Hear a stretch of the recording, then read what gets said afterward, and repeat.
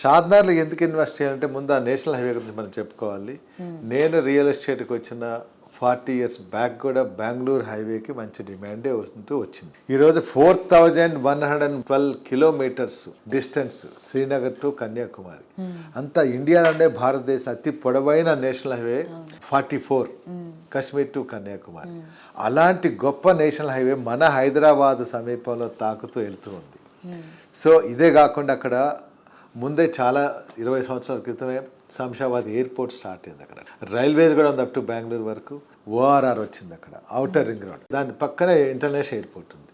ఈ మెయిన్ ఏంటంటే transportation, national highway, international airport, దాంతోపాటు ఓఆర్ఆర్ అవుటర్ రింగ్ రోడ్ రావడంతో నగరాలు వెలియటం, వ్యాపార రంగాలు అభివృద్ధి కావడంతో అక్కడ చక్కటి transportation system, railways, roadways, Airways ఉండటంతో ఇటు వెస్ట్కి వచ్చే లోపల కనెక్టివిటీ చక్కగా ఉంటుంది, అసలు సౌత్ ఈస్ట్ కనెక్టివిటీ ఉంటుంది.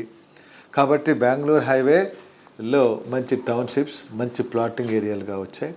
ఆ ఏరియాలో చక్కటి ఫాస్ట్ గ్రోతింగ్ కూడా వచ్చింది.